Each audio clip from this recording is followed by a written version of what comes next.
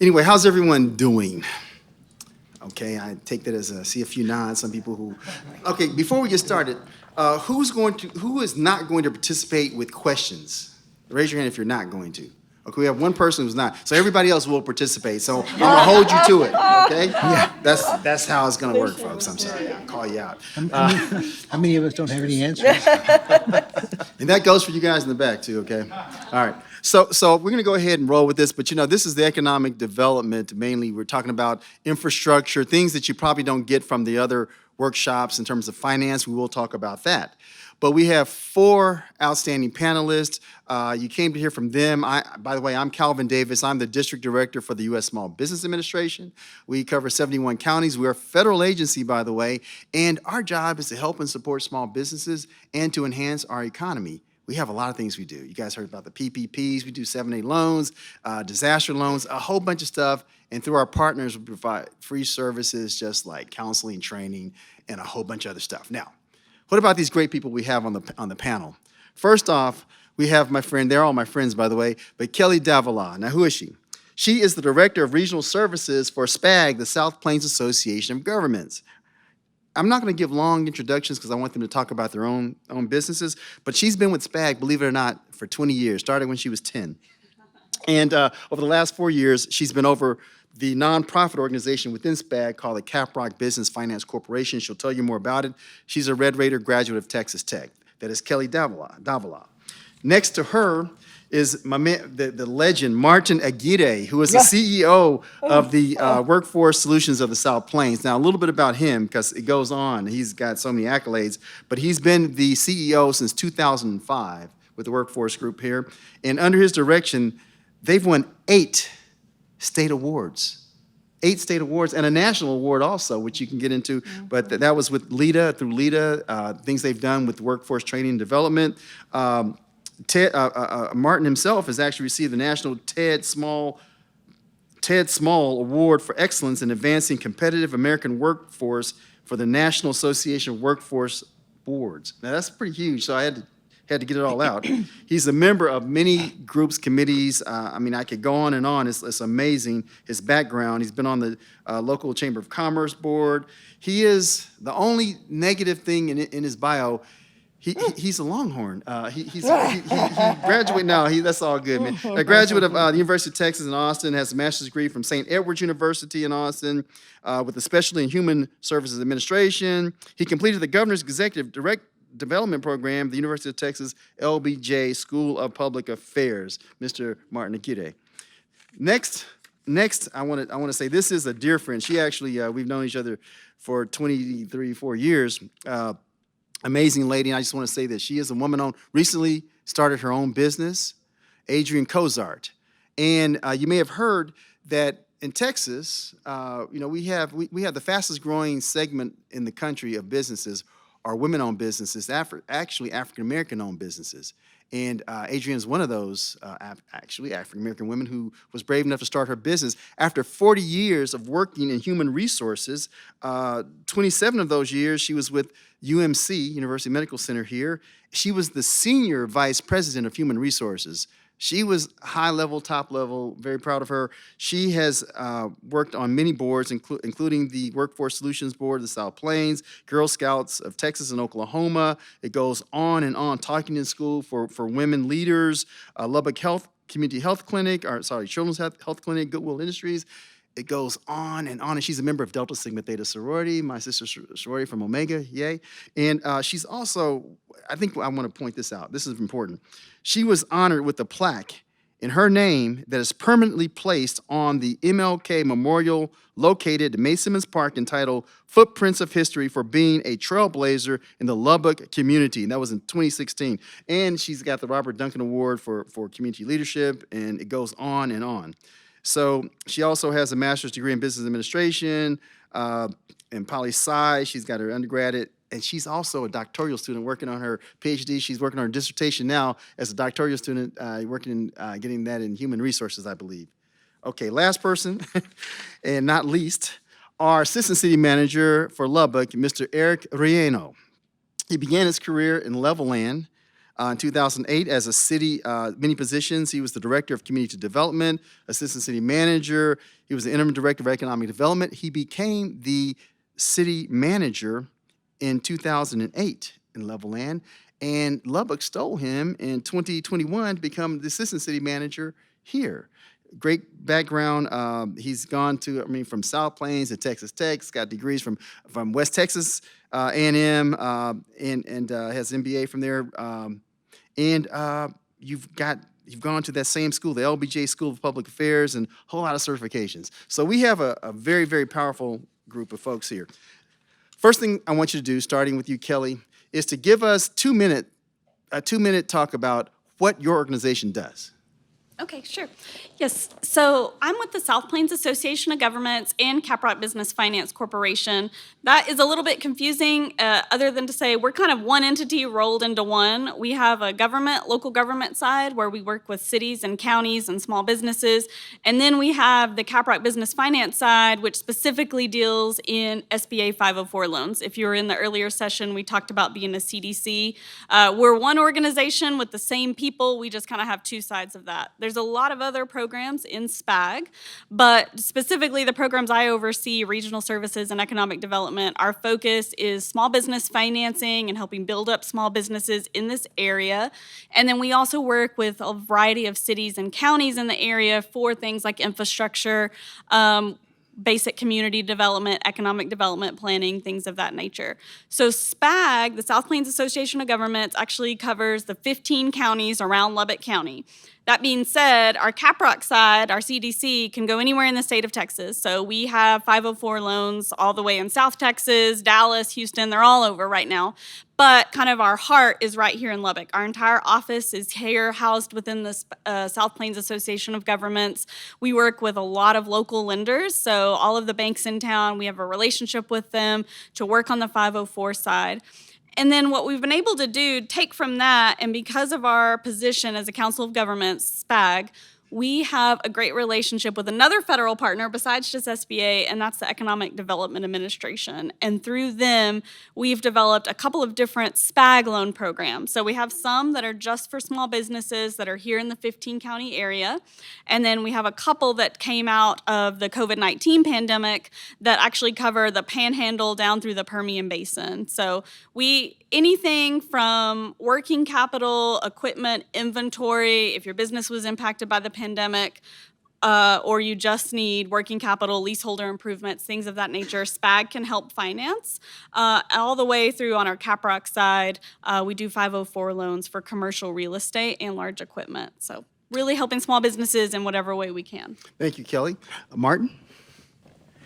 Just what we do for a living? Yeah, just get a couple minutes on that. Just a couple of minutes. Well, basically, the South Plains Regional Workforce Development Board is one of 28 workforce boards in Texas. We're part of the Texas Workforce Commission system that is contracted to the local areas so that we can go ahead and work with any of the human services groups under our charge. And it is a geographic charge. Like Kelly's, we have 15 counties in this area. So when we're working with, a lot of times with the schools in the rural districts, I know we have challenges with broadband and other things, so we've been working with the schools on trying to finance stuff for them. One of the things that we try not to limit ourselves on is just what is it that we take on. If someone comes to us and says, I need this problem solved, then I always feel like it's my position to find a solution, find partners that can address that solution, and then bring that to town and make sure that all it is shared with everyone else, so that we can go ahead and work with schools mostly. One of the things that I tell people is, like, you talk about South Plains College. I always see them in the news. They're announcing a new program for job training and so forth. More than likely, we bought the equipment. In a conjunction with the Texas Workforce Commission, there are programs where we can apply for the grants on behalf of companies and on behalf of the schools. We've bought equipment for now up to 43 of the school districts in our area, because we're a rural area. Every small jurisdiction has a different school district. So I think that's our biggest impact in the area, is basically finding the solutions for our schoolhouses for our employers. On the employer side, if we have employers that are moving to town, and we always talk about working with employers, and we do work with our Lubbock Economic Development Alliance and work with the employers that are coming to town and find, I keep thinking that Lubbock's going to be the biggest cheese-making capital in Texas in another few years, and I didn't see that in the future of Lubbock when I first got here in 2005, but it's coming, and we're at the center of it when you think about it, because we're going to have 2 cheese plants here. We have the cheese plant in Littlefield. We have cheese plants in Hereford, getting into the Amarillo area. There's other cheese plants coming already in Amarillo. We have the Casica cheese company that is producing out of Amarillo. So we have a big growing section. One of the things that one of the other things that we're rather short on, I think, but we're working on it, is one of the benefits of being in this kind of soil conditions. And I'm not an agriculture person other than I used to chop cotton, but we've looked at the grapevine capacity we've got, and Terry County out here is the biggest grape growing area, grapevine area in Texas. I mean, I've been to Fredericksburg, and I've done the wine trail and all that stuff, but all that wine's being made with Terry County grapes. So you want to make sure that you don't forget that, or you can go downtown here in town over to some of the new food and beverage places that have opened, and they're serving Lubbock wine. So you want to make sure that you can go to sample some of the local products. Let's just put it that way. But we think that part of our, like I said, our biggest function is working in coordination with the others and making sure that we're all connecting. Making sure that we're all working together, and on that end of the business, and one of the things that we're proudest of, and we've worked with over the years, and I know Kelly's part of our group. We have a community workforce partnership organization that we meet quarterly at our office and talk about what we're each doing individually and how can we help each other, and who needs assistance with a particular problem, whether it's job training or whether it's on the other end and says we need to find job openings. And so it's done in a number of ways. Yes, we do have access to all the computers in the world, and therefore, if you're looking for a job anywhere in Texas, anywhere in the country, we can probably hook you up with the computer access to that, to the job banks in those areas. We call them job banks, the automated inputs that are put out there by being part of a larger network, and that we're all funded through the Department of Labor in Washington, D.C., and so we get to listen to them on occasion as well. So Martin, we're gonna yeah, probably hit you with some questions there. Okay, thanks a lot. Okay, a couple minutes here. Adrian, please tell us about what you do. Martin forgets I'm his boss, too. I've been his boss for almost 20-something years because I've served on the workforce board in an executive position and chairperson. So Martin can be a little long-winded, so. We should have told me. I would have just let you do it all. No, I just want to give you a little background history. I'm like most of you. I'm just starting my business. After 27 years of working at University Medical Center as the senior officer for human resources and managing over 5,000 employees, after I decided to retire, I said, well, what am I going to do? I mean, I'm still young. I can do something else. And so with all of my history of human resources, anywhere from writing job descriptions to putting a plan together for how you would actually hire your employees to fire your employees, I decided to take those skills and now really get paid for them in my own business. So with the help of Calvin, I just recently started my business in July. And so I am here to share with you not only my interest in learning how to be a business on my own, but also to help a lot of the small businesses. My concept here is first-class service. If you need human resources, services, why not get the best? And the best is myself. who has been in that business. And my focus is on small businesses because a lot of small businesses do not have HR staff there to help manage a job description. Simply, if you want to hire someone now, you must have a job description in order to do that. If you're going to pay them a comparable wage, then you need to know what that comparable wage is. Then once you get them there, are you paying them workers' compensation? Or what benefits do you offer that individual? And so I'm here to provide those services for small businesses, and I will work with others, but that's what I'm here to provide. Thank you. Thank you very much. Eric?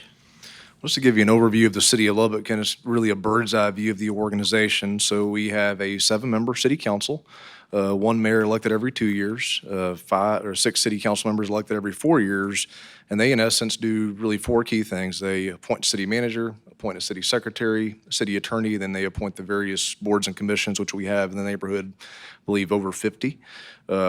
And from there is approximately 2,300 employees. 2,100 of those fall within the city manager's, basically his structure. Within that, you've got approximately 50 departments. Proposed budget this year is a little over $1 billion. Part of that obviously is the ERCOT move. We suspect we'll go below that next year, but we did cross that mark this year.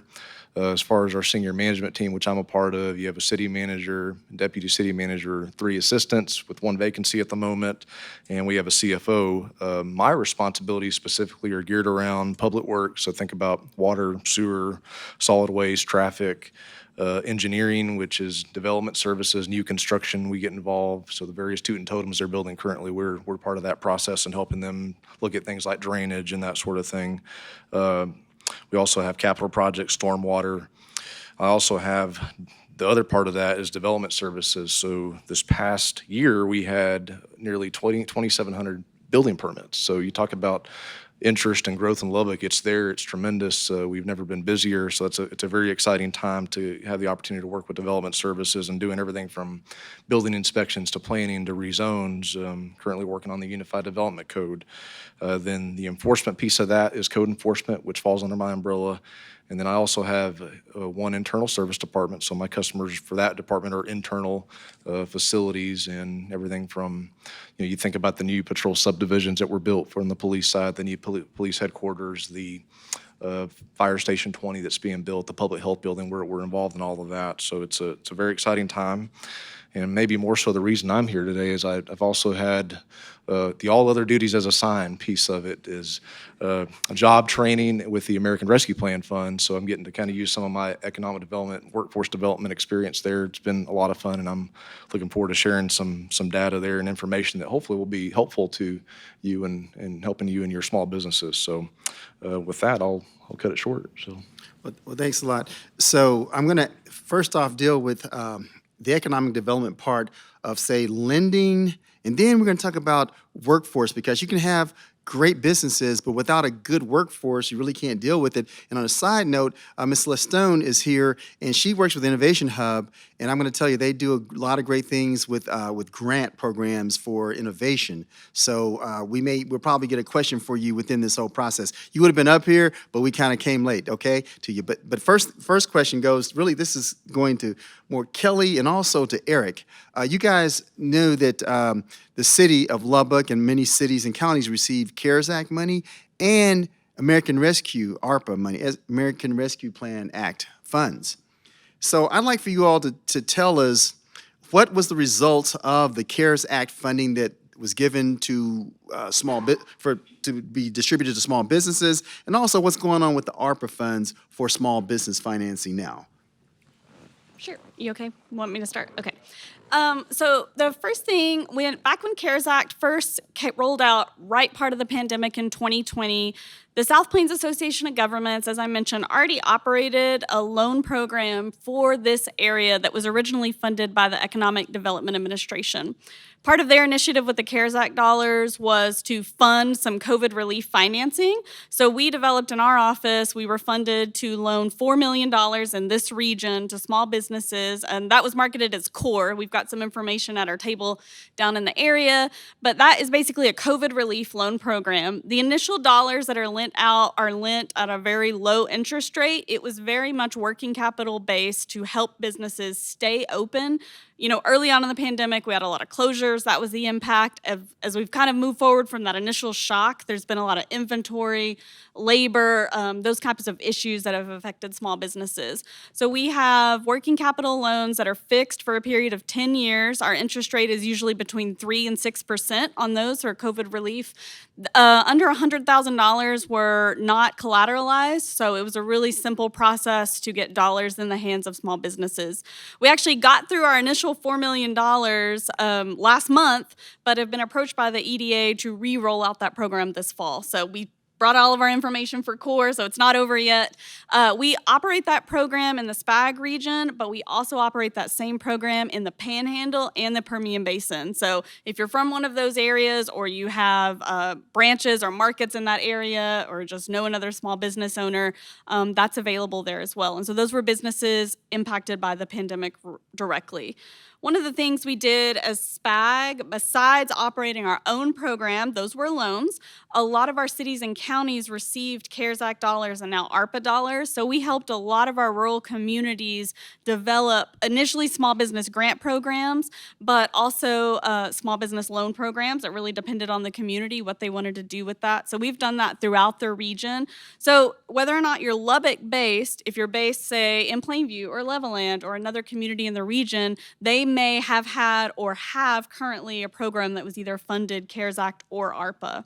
Right now with ARPA, we're actually administering on behalf of the city of Lubbock the Lb3 program. So if you were an existing business, I know a lot of you are starting new businesses, but if you were an existing business prior to 2020, the Lb3 program is a grant program. So we've got some information on Caprock's website. Again, all of that is in our flyers downstairs, but that is a grant program that the city of Lubbock initiated using their ARPA program for existing businesses, and that can be spent for working capital needs again. That one's just for the city of Lubbock, though, so there's kind of a variety of programs. Yeah, so I'll touch on a couple of things. So just to recap on the CARES Act money, which the CARES Act money, keep in mind, was a much smaller allocation than the ARPA dollars. So the CARES Act money was administered in 2020. The city of Lubbock actually issued just over 300 grants, about $1.2 million, $4,000 grants for small businesses just to keep them afloat during the pandemic. Of course, every business that was negatively impacted by COVID was eligible. So the money at that time really was distributed just within a few weeks. At this time, we're working with the American Rescue Plan, ARPA, as many of you have heard. The city of Lubbock received a $56 million allocation. There's probably a dozen different purposes that we're focusing on right now, everything from public safety to public health to parks. But a piece of that is related to small businesses and job training. So I'll touch on the small business piece of it first that Kelly touched on. So the city of Lubbock's allocated $2.5 million. They are basically, and that's the way it's structured now, and correct me if I'm wrong, Kelly. Kelly knows the nuts and bolts of it. If you have not received any prior funding, such as PPP, you would be eligible. That's kind of where we're starting there. That is still open, I believe, and you would go through Kelly and Caprock. $2.5 million, and I believe there's still sufficient funds left, more than sufficient funds left based on the report I received yesterday, so I would encourage you to look at that. The other part of it, and this is more for nonprofits, the city council allocated $1 million. This is being administered through the Community Foundation of West Texas. That one is no longer open. They've done a round one. They're assessing applications, but of the $1 million, they have $600,000 in applications. So that one is one to watch that may be opening back up. That's also small grants as well. And then the third one is the Arts and Culture Program. This one, they're actually in the process of reviewing the applications received. They're supposed to be making a recommendation back to the city next week, but that was $1 million that was allocated there, and I believe there may be some funds left over. So that's another one to keep kind of on the horizon there, and that's really for kind of anything from, single artists, part-time artists, to anything larger than that as well. The part that I'm specifically working on is $3.5 million allocated for job training, workforce development, and we're still right in the middle of that. We kicked off really with a continuation of what LEDA, the Lubbock Economic Development Alliance, and the Chamber of Commerce were already doing. We just added to the funding, kept their structure, obviously worked in all of the ARPA requirements, but the Talent Pipeline Management Program and really focusing on the healthcare side of things. And obviously there's a huge shortage in not only nurses, but entry-level positions, such as CNAs, so this program, we actually ended up implementing a $1.3 million between 5 institutions to help somebody looking to enter the medical field or somebody looking to advance within the medical field. For example, going from a LVN to an RN. We're basically 2/3 of the way through the money there, but on those we have agreements with South Plains College, Texas Tech University Health Sciences Center, LCU, Wayland, and the Covenant School of Nursing. So you would apply directly through them. That's well underway. Did get a draft agreement that we'll be proposing to council that we've already discussed with them on the child care side, really helping the child care piece of that and helping really kind of set some standards for that, and as well as help you're putting people to work, but then all at the same time, childcare is obviously a challenge. So we're working with the YWCA there on that piece of it. And then the third piece of job training that is still in development is the licensed trades piece of it, with a very heavy focus on plumbing, HVAC, and electrical. We're rolling out a workforce training grant program to incentivize employers to train up and add to their work base. And then we're also looking at licensed trade scholarships. So if I'm graduating high school and I want to go be an electrician, we'll help you pay for your school, kind of thing. So lots of really good programs in the works there on the job training piece of it. Like I said, we're probably right in the middle of it. And one quick plug, and this is more of a City of Lubbock government plug, we are rolling out a Cdl program. We have a significant need for Cdl drivers in the City of Lubbock. There's about 50 positions open right now. We can't fill them, so we've partnered with an organization that does training out at Reese. So we will pay somebody a wage, but we'll start them out at a lower wage, but a wage to get trained. We'll pay for your training, and then we'll help you get a CDLB, and we'll put you to work. So if you're interested, let me know, and I'll add you to our list. Thank you very much. And I know that Martin will be able to add to that because they do amazing work there.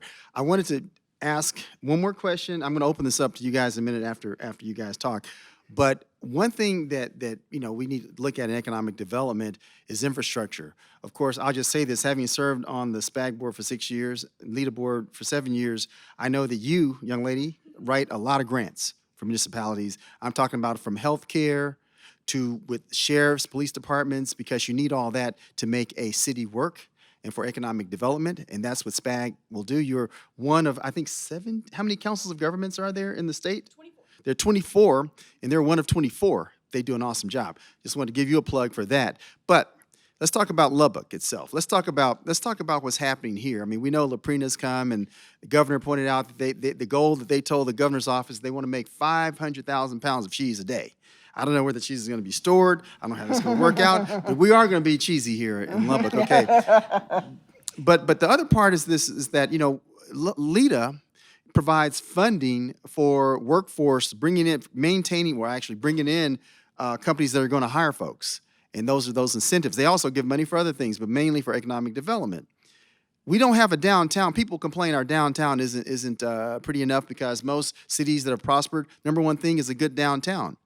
Eric, I'm wondering, what is happening to try to get people to come downtown and to get businesses to come to Lubbock? I know that you don't work for LEDA, but you work for the city, so you probably know what's going on. Sure. So I'll touch on the infrastructure piece. I'll answer it in 2 ways. So the infrastructure piece, obviously, is the foundation for economic development and growth. So, this past year, and we actually have every single dollar committed, $12 million in street maintenance, maintaining our roads. The city council also called an election for a $200 million road bond. So that's something that is coming up in November. So continuing to invest in our infrastructure. There's been a significant investment in the quality of life, and I'm going to really specifically talk about the park side of it. Over the last several years, we're continuing to allocate a significant portion of the ARPA funds towards the parks, everything from pickleball to, which didn't know that was a thing. I've not played, but apparently it's a very popular thing. Recently opened of a new dog park, multiple dog parks. So just really continuing to look at the quality of life. The council will be doing a planning session in October. So we'll be with the new council in combination of some prior council members as well. So really looking forward to that. The other piece of it, so we do have a downtown TIF, tax increment financing district. So it's money set aside from the city, but they are working on the downtown civic park. They're currently doing the demolition of the old LP&L building. So that's possibly something that could draw some folks to downtown. I will say, kind of the elephant in the room, Broadway is not a part of the bond package proposed by the council going to the voters in November, but council has basically indicated they would like to begin looking at it. They understand it's a need, but they'd like to really begin planning for that and seeing what that looks like. So that I anticipate that will be part of the October discussions, and that also would help possibly with downtown. So, Are there any grant programs? Like if I'm downtown or want to locate downtown or possibly in East Lubbock, are there any grant programs that the city or LEDA has? Sure. So speaking on the LEDA side, so the downtown grant program with LEDA, I would just encourage you to go to their website. They have it spelled out, but that's one that we see those from time to time at the city. Those ultimately come to final approval for the city council to consider. So we see those, but that would be one program that comes to mind at the moment. I was going to say, along that, we've had some 504 borrowers locate in downtown and have partnered with LEDA, and that's a great thing to think about. If you are at the place in your small business to build or own your own building, consider downtown. The property's a lot less expensive.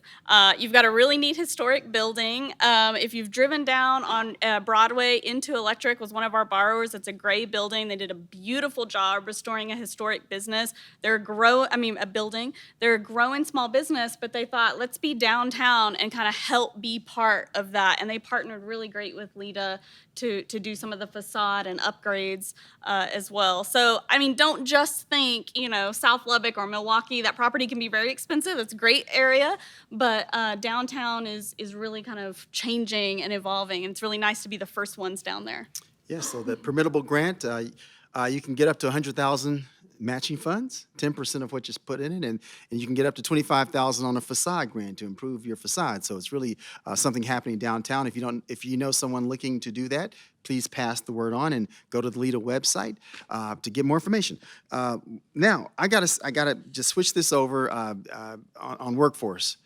Martin, we're hearing a lot of people say that the workforce is back. What do you think? What's happening? Workforce is back. Yes and no. It really depends on the skill sets that you're looking for, and if you're willing to train, willing to work with someone who's just out of college or out of high school that doesn't really have experience, then yes, you might have some customers going into that. Finding trained workers is a very difficult proposition, and there's where we have to start investing money. And luckily, I can say that because we do invest money in job training. If you're an employer and you need to be able to train X number of workers in your processes, we can talk about that, and we can build a training program about that, and we can pay for that. We do most of our job training on the expert side is actually done through South Plains College, because we're not a training institution per se, but we'll pay for it, which kind of says, yeah, we could be a training institution, but we do pay for it. For example, I think that I saw an announcement the other day on Pedro's Tamales. Were you all in on that, Eric? Was on Pedro's Tamales? Okay. Well, they're trying to roll out more productivity so they can go statewide, right? Because I've been seeing Pedro's Tamales ads in Texas Monthly forever. But we did the safety training for them. They asked us, can you finance the safety training for our workers so they can get their food certifications? Yeah, we can do that. It's a need for an employer, and they have workers that will be coming on their site. They're not going to be going off-site. Some employers don't want you to take their employees off-site because that's a different level of control. But so we will do that. And if you have any particular need that's akin to training, come see us. One of the things that we do is we'll do a job analysis and actually look at how many workers are already in Lubbock and how many of them are in different places and what does it pay. Because we don't want to be training jobs for people for jobs that really aren't paying that much. Do you realize that in the city of Lubbock, we've got an average wage. We won't train for a job that pays less than $14.50 an hour. And then everybody says, well, what's minimum wage? And well, minimum wage is $7.25. But when you're talking about living wages, you're talking about, the cost of actually having a household, you can't do that on 7.25. And most people, are looking for more and looking for an advancement. I always tell people, I said, the one thing I've learned about poor people over the years is, they may be poor, but they're not dumb. They can actually add and subtract and do math and say, if I add my rent, if I add my car payment, if I add, well, not even a car payment, if you have gas and other transportation expenses, it's going to get high in a hurry. It surprises me sometimes when I'm purchasing a service and they say, well, it's going to be this much. I'm not a slumlord, but I do have a rental property like I think everybody else in town has it that depends on students to rent the property. And got a call from the kids. This is just a short story, Calvin. And they said that they had bed bugs. I'm going, bed bugs. That's one of the things I don't want to deal with. But that's okay. Well, call the exterminator, find out what it's going to take to deal with the bed bugs and see what happens. And where'd they come from? We didn't have bed bugs before. Another story. But so we looked at it, and you can go get your house exterminated for $85, $90, but to kill bed bugs is almost $1,000 per household. And so you've got parents from Perryton, Texas, rushing down here to rescue their daughters because they've got bed bugs. And Martin's over here, the landlord, didn't actually have a bed bug budget in the pricing of all this, but then we will train. We've trained exterminators before. We've trained people to do these things that are just specific to that particular job, and easy to find the employer willing to do that because he's going to benefit directly. So that's one of those things. Martin, Anyway, thanks a lot. go ahead. On a side note, we're at the Overton. There are no bed bugs here, so just so you Yeah, know. look, that's true. By the way, so last thing, I'm going to have Adrian address one question, then we're going to open it up. Adrian, you have worked with employees and employers so much, and the big thing now it seems like our employers are saying, how do I retain my people? I mean, what bit of advice can you drop on the audience as to how that can occur? Well, first of all, thank you. First of all, when you get that one employee, Martin made a great comment, is that you got to train them, okay? A lot of times we think that we're going to get that experienced person, but we've learned, and I've learned, is that sometimes you have to grow your own. And so take advantage of the dollars that are offered to you free to do that training. The second thing is when you bring a person into the organization, make certain that they have a great onboarding process, that they feel welcome, that they understand the job that they're going to do, they understand their benefits. And so that begins your process for retaining your employees. And then the last piece of advice that I could give you is make them a part of your organization, make them a part of your decision making. So if you're deciding that we're going to grow the business, then see what their ideas are. That makes them feel more engaged and more a part of your organization. So it's not only about where I get my employees, is how do I retain them and keep them so that you can continue doing the businesses that you're doing. Thank you very much. So you've heard from the panelists. Now, I want to open this up to questions. Now, by the way, only 2 people raise their hands that they're not going to participate. So everybody else has to participate, right? Okay. Questions from the panel. I have a question. Okay. I've been waiting for this session here, and it's probably directed at you and you, Eric. Being a new business owner, how do I get some of those dollars? You talk about the funding, but I'm just a startup. I'm not someone who's already been in business for a long term. Would I qualify for some of those dollars that you guys just mentioned? Yeah, so I would say definitely do not be discouraged as a startup. Somebody said earlier that establishing a lending relationship is kind of one of the first steps, I think it was Jennifer from SBA, whether you need it for financing an asset or whether you just need it to kind of get your business up and going. So one of the things that we offer is that connection to a variety of lenders. My entire board for Caprock is local banks. So we've got a lot of lenders that we work with, and they can really kind of help you to guide you on that side. For the programs offered by both CapRock and SPAG, they are absolutely available to startups. So we actually, a lot that we did this summer on our SPAG side has been financing startups, new businesses coming to town. Oftentimes a new business may think, I kind of want to dip my toes in, I'm either going to lease a space temporarily or think about doing something like that. And our SPAG loan funds actually can help you do that. So we can finance inventory, equipment, furniture and fixtures, leaseholder improvements. We've done a variety of those this year. And then when you get ready, we talked about earlier about growing into that time period, then we've kind of established those relationships with the lender or whatever it is when you're ready to take that next step if your business is the type where you're going to need a building. So then we're going to offer the 504 program and a further lending relationship on that. So yeah, we do startups on both sides all of the time. And we'll connect them to resources, the SBDC, whether LEDA has programs, Workforce has programs. So we're going to connect the dots in the community to make sure that you're supported as a small business as well. If we can't finance it or help you with it, we're going to help connect you to the resources that can. So the answer is go see Kelly.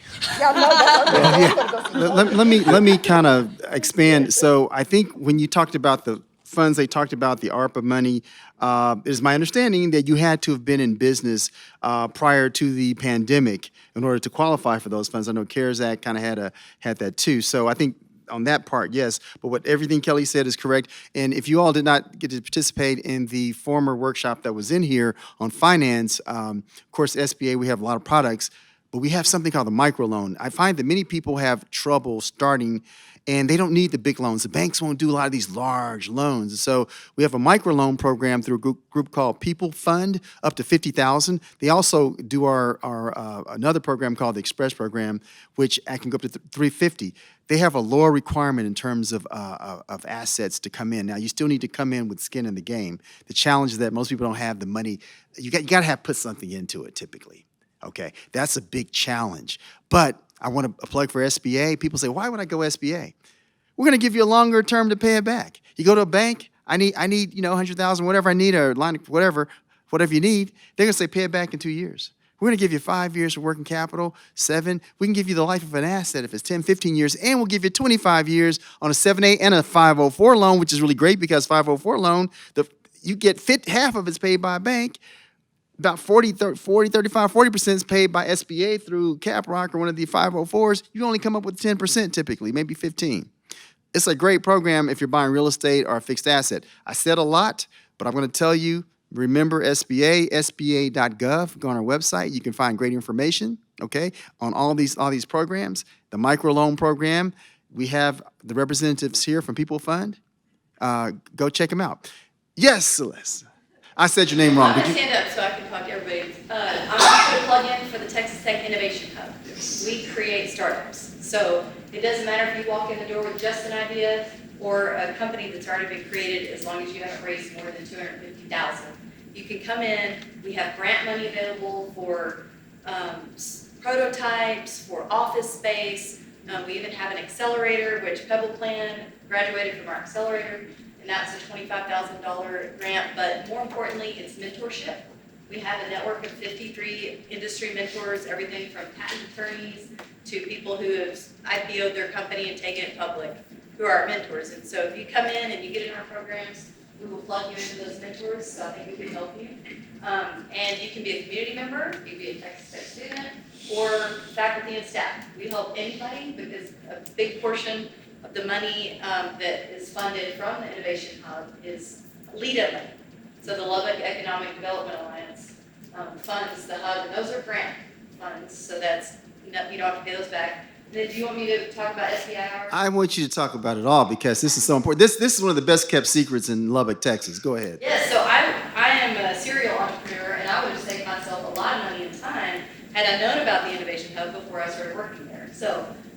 But we also have, the hub isn't the one that administers these grants, it's the government, but we can educate you a little bit on what these are. But if you've heard these acronyms floating around, SBIR, STTR, those are innovation and technology grants that the U.S. government gives people who have innovations or technology, because the government wants to see the United States succeed. So they're anywhere from $50,000 to $1 million. They're very competitive and they're very complex.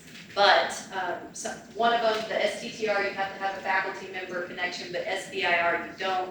If you want any more information about any of these grants, come to our table downstairs and I can plug you into the right people who are actually experts. So, Ms. Stone, so let me get this idea. So I have an idea. I've kind of started on maybe a patent or so, and I say, wow, I really need early stage help.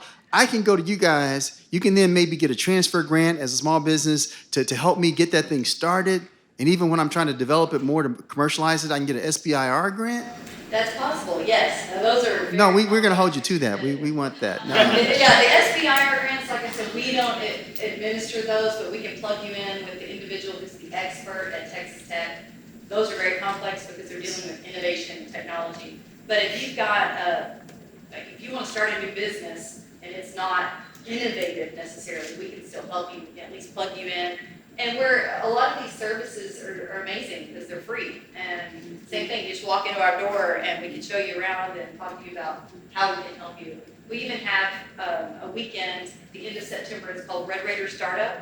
Anyone can show up for this event, but it's like you just show up, throw out your ideas. We have a huge whiteboard. And last year, I think we had 70 ideas on the board. And then we had put them in teams and everyone worked for a whole weekend trying to develop an idea, and then you pitch your idea as your new formed team, and you win money.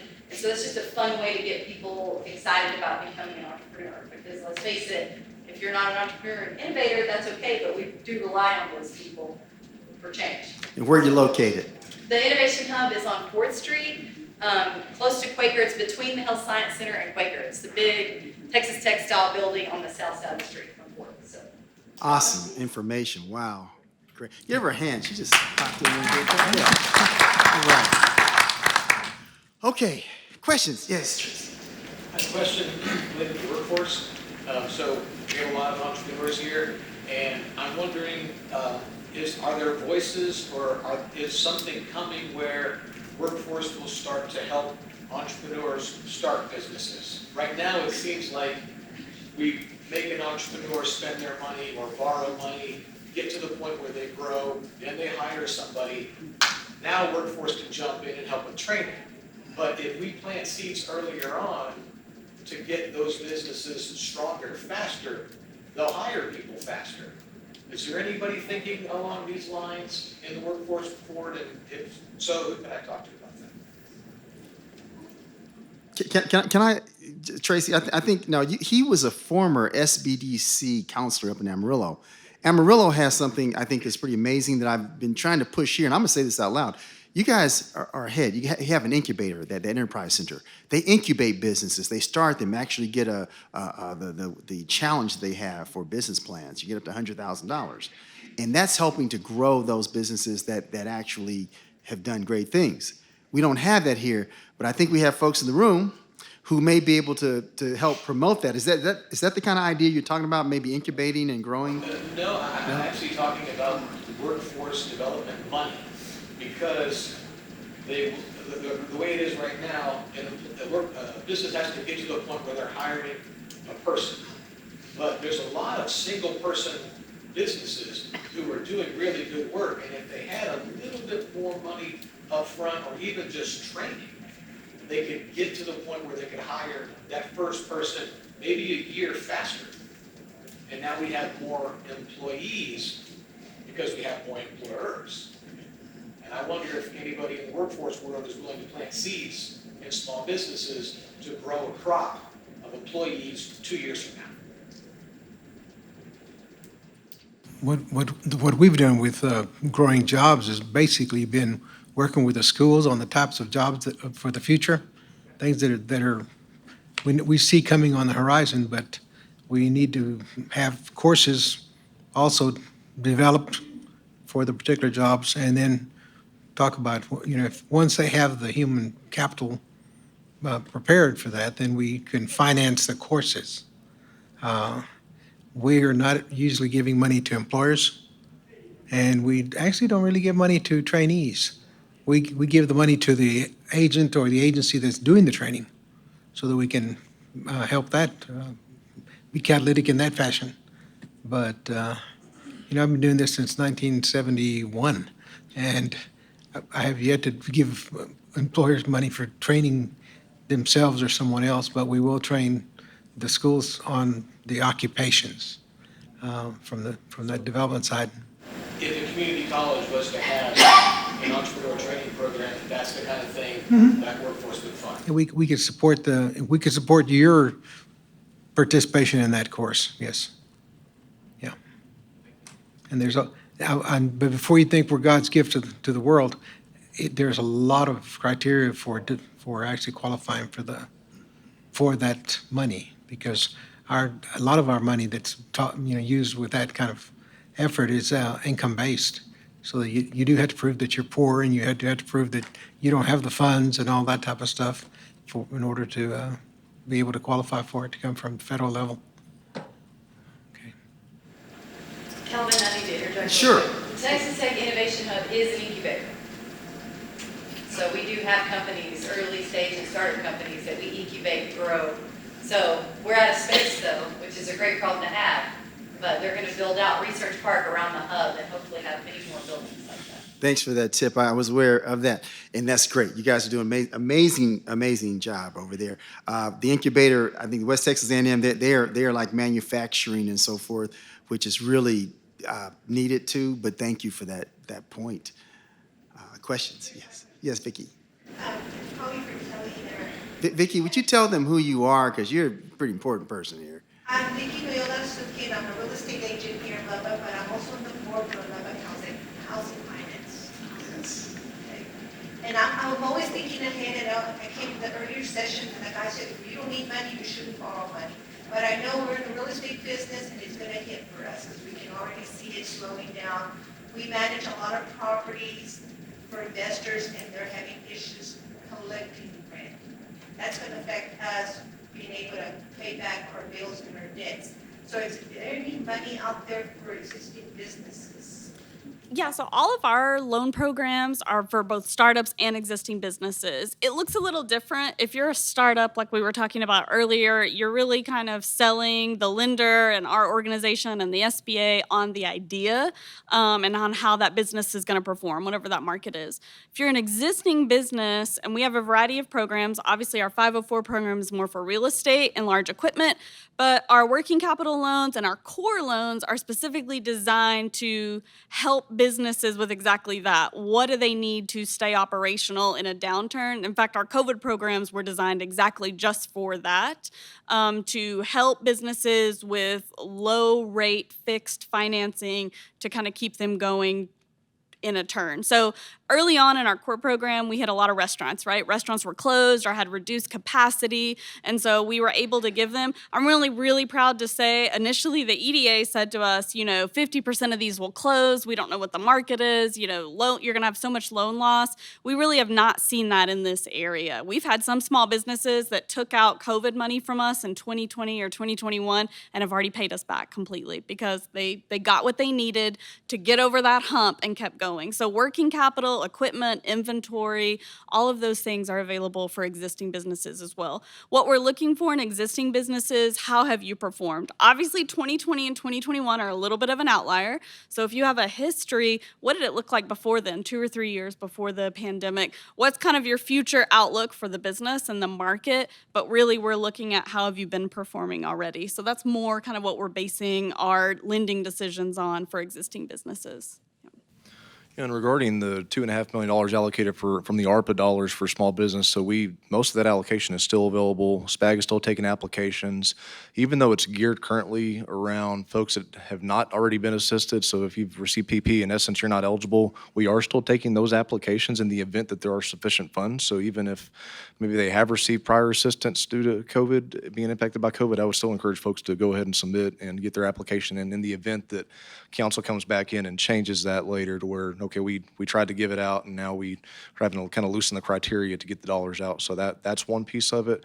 The other piece of it and I'm going to do more of a referral on this one, but our community development department, Karen Murphy, who's the director of community development, they have various programs and they also have lots of COVID dollars from various sources related to rental assistance, utility assistance, that maybe if an individual is having trouble making, a payment, that may be something that ultimately down the line helps a business indirectly. But, so if you just call the City of Lubbock and ask for community development, like I said, they have a wide array of services that may kind of touch on what you just inquired about, so.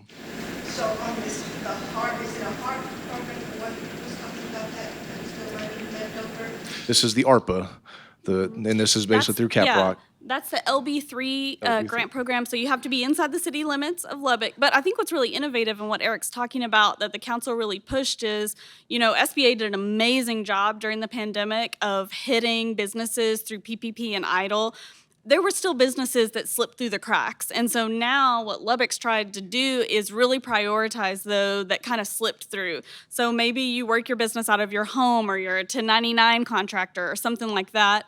That Lb3 is still available. And those are grants as long as you were a business operating inside the city of Lubbock before 2020. So yeah, and all of that is online, and there are still dollars available. Like you said, if you got something like PPP or EIDL, or even the county had some ARPA funds, you're going to be placed on an overflow list, but there's still money available for small businesses in the city of Lubbock right now.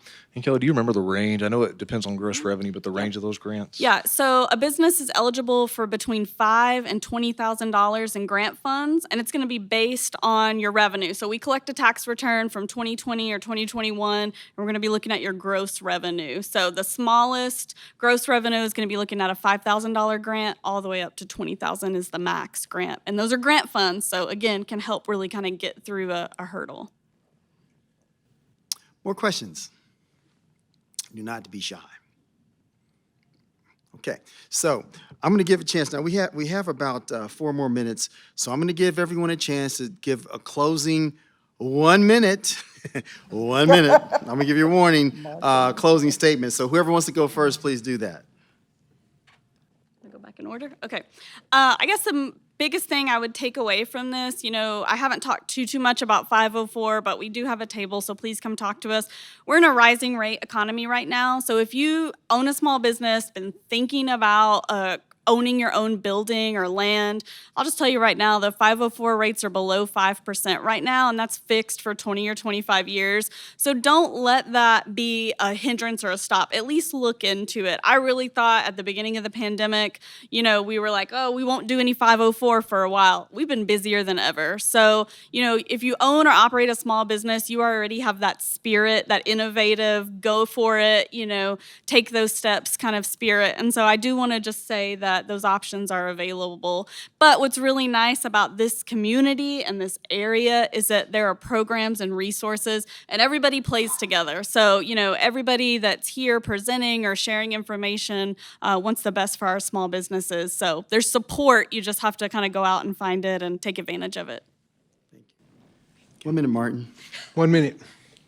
Okay, is that it? We're up? 1 minute. 1 minute. Time's up. Now, real quickly, one of the things that we haven't talked about, and it's important to employers and very important to workers, is actually childcare.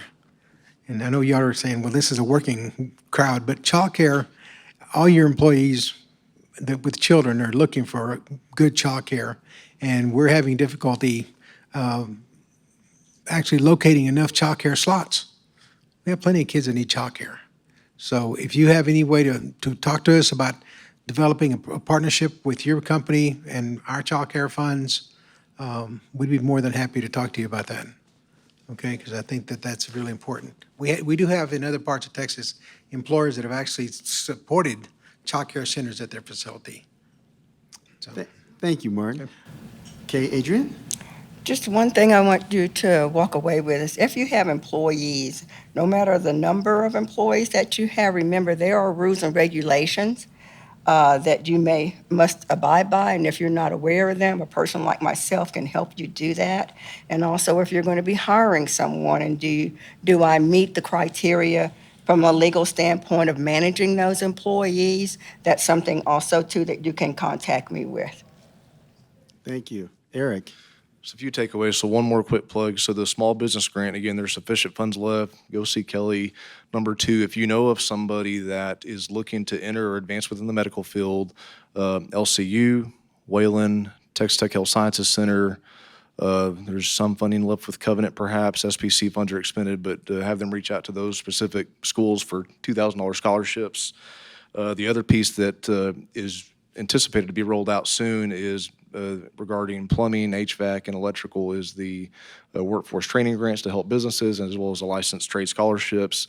There's also a child care piece of that. So if you have, say you're a small business and you want to roll something out for your employees, then the YWCA is looking to basically establish an apprenticeship type program to help train up and help them become, I believe it's a CDA credentialed child care workers. So be looking for those. Those are coming fast and furious. So. I'll have the last word. I want to thank the panel so much for coming. Thank you for listening. I do want to just, I'll have the very last word to say that, what you don't know that you don't know is the challenge. And so we wanted to try to provide you with things that you may not have heard, from the SPAG piece, because they didn't even talk about the elder care type services, the emergency care. Workforce does so much, the city and SBA. But I can tell you that you dig a little deeper, share the information, and final word, please enjoy the rest of the conference, and God bless you. Thank you for coming. Give the panel a hand. Yeah, there you go. You guys did great, by the way. Thank you, panel.